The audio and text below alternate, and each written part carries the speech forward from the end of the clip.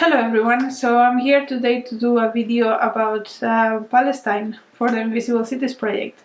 And if you're not aware, Invisible Cities is a project started by a bunch of people where we try to learn more about the culture throughout a month.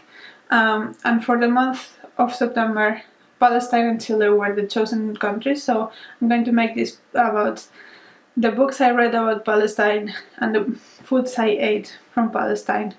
So I read Against the Loveless World by Susan Aboulhawa, I hope that's correct, this month as part of the project. And this one is about a refugee from Palestine that lives in Kuwait, and she has grown up in Kuwait her whole life. And when she becomes a teenager, she's struggling with her identity, she's struggling with her place in the world.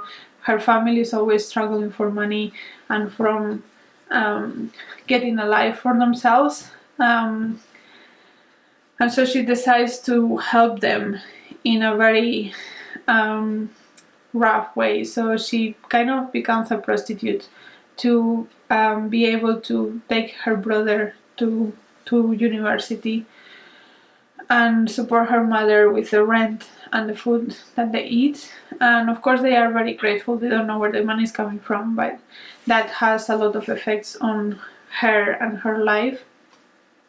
And eventually there is a point in which there's troubles with Iraq and with the Americans in Kuwait, and they are kind of kicked out to Jordan. So they go to Jordan and then they are treated badly, and at some point she decides that she wants to fight for something more. And we know this from the beginning. This is not a spoiler because she, at the beginning of the book, she is in jail, and we know that she's in jail because she was collaborating with the rebels in an Israeli prison. And then we go back and see her life story and how she ended up there and all the hardships that she went through. So this book, I did learn a lot about the nuances of being a refugee from Palestine. I do know about what goes on in Palestine, obviously, and the conflict between Palestine and Israel. And I know that Palestinians are not really treated the best. We saw that a few months ago when they were attacked by the Israeli soldiers. But yeah, this puts that a lot more in context, in the sense that it's not just about these few months where they are bombed, it's about their whole lives and how damaged and destroyed those lives are, and their identities and how their cultures are trying to be erased as well. There was a lot of talk about culture and food, and how they try to maintain those things even when they do not live in their own country and they don't have access to all of the things they would want to have, and how they see that fight for getting back their lands. It's not only their lands, but it's also their identity and their dignity that they want to get back. And in that sense, I think it was a powerful book. I think that the writing and the way the story is laid and the dramatic things that happen are laid in a way that is made to have a wide appeal. So it's not particularly literary, it's not particularly artistic. It's about appealing to a mass audience and showing how this reality looks like. So yeah, that's something that I don't know if it's a criticism of the book, but I think it's something to take into account if you are, depending on what you're looking on or looking for in a book. This is not like a super fancy literary book trying to do anything special in that sense. It's more about the actual story and feelings and drama that the refugees of Palestine go through. So in that sense, I found it interesting and powerful at points, but I didn't think that this is going to be one of my favorite books of all time, if that makes sense. It's not something that touched me at that level, just because the artistry of it is not at that level. But with that said, I think it's still a very good thing to have read, in my opinion. And also, it talks so much about Sardar Bread that I needed to make it, so I made Sardar Bread.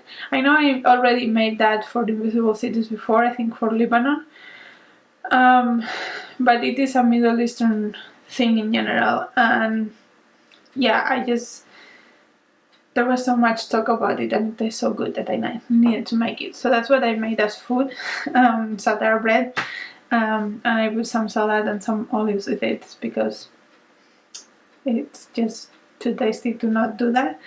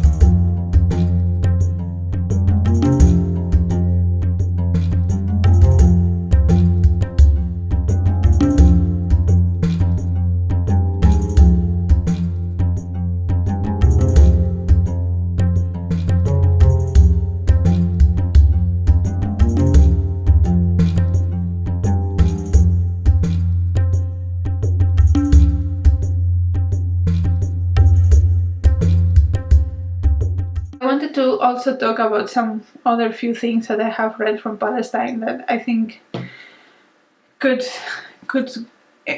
make the experience of Palestine bigger. And these ones I have not read this month, I have already read previously. But for the International Booker, actually, I did read Minor Detail by Adania Sibley. And this one is a very short book about, so it has like two parts, two timelines. And the first one we see this girl, Palestinian girl, that is kind of lost in the desert, and she's found by Israeli soldiers that took her sort of prisoner and abused her in many ways, and eventually she dies. And then on the second timeline we see this woman that finds out about this death that happened exactly the day that she was born, so she becomes obsessed, and we see her trying to find out more about this death and all of the roadblocks that the Israeli soldiers put on that search. And there are a lot of connecting elements between these two stories, and this one is one that is like very into the literary side of things. And I thought it was brilliant. I thought that the emotions that it showed was brilliant, and in my opinion it should have made it to the shortlist and it should have won. It didn't, but it was very brilliant, and I think that this one is really, really worth your time if you're interested in Palestine at all. We don't get so many stories from Palestine, even though they are out there. They just don't reach here. They are not translated. Maybe because some publishers don't think there's the want to read from them, or maybe it's just because they don't want people to read about all of these horrors. I'm not sure.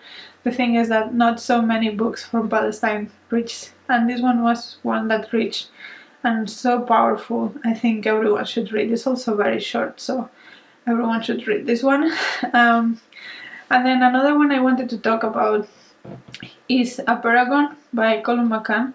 And this one is a little bit difficult to talk about in this context, because this one was written by an Irish author, so nothing to do with Palestine.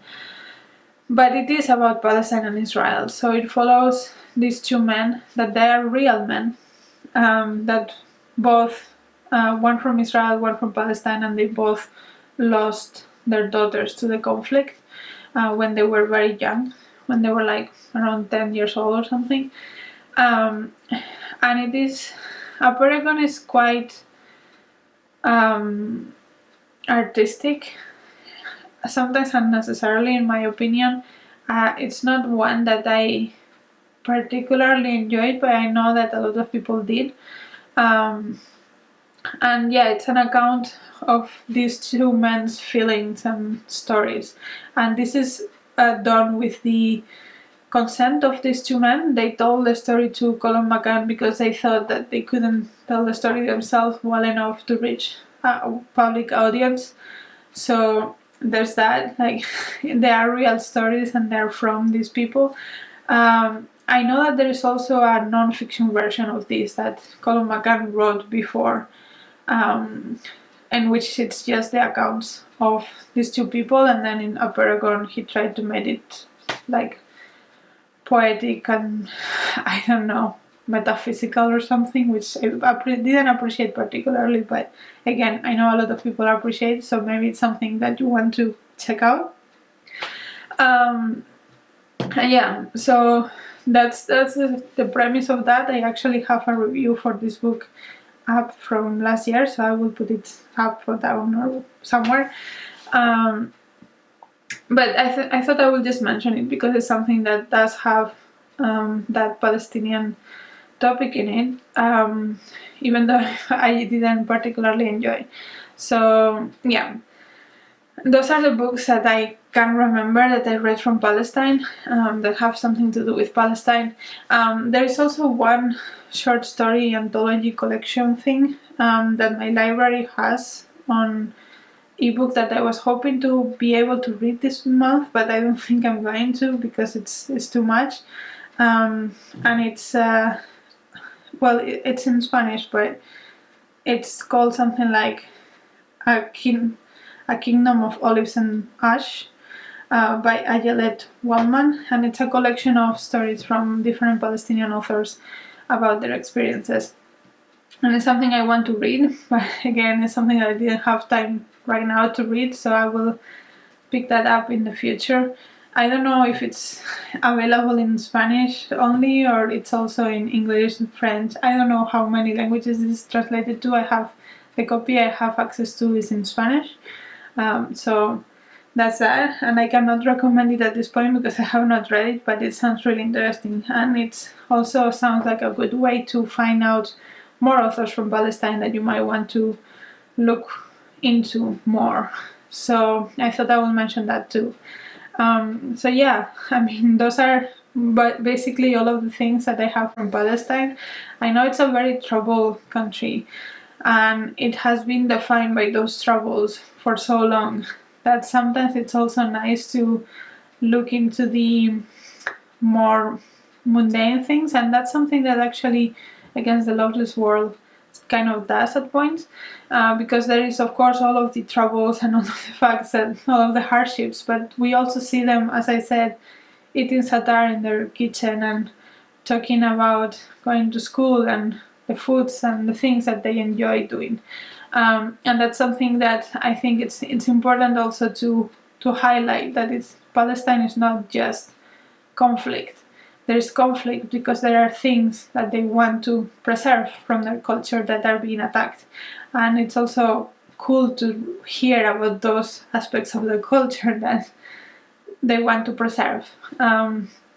So yeah, I think there is room for more Palestinian literature, definitely. It's something I'm quite interested to read more about, and I think it's something that people should get informed, because I think that the conflict is not going to finish until the two sides recognize the humanity of the others, and it's a very shitty situation created by Western powers in which they just they decide things without consulting local populations beforehand. But they, at the end of the day, they are two groups of people with different cultures, sure, but with similar feelings and similar humanity that need to recognize each other's humanity rather than treating each other like monsters. I guess that's hopefully what will happen one day. And of course, I don't think that the conflict is equal in the sense that one side has a lot more power and support from the international community than the other. So there is things that need to be balanced in that sense. But ultimately, I think that it has been going for so long and it has hurt so many people that there needs to be a solution at some point, and hopefully that will happen soon. So yeah, that's my take on this. I hope you enjoyed it. Let me know if you have read any other things from Palestine that you have really enjoyed. I'm looking forward to reading more about Palestine. I think it's something that we need to read more about. And until next video, bye!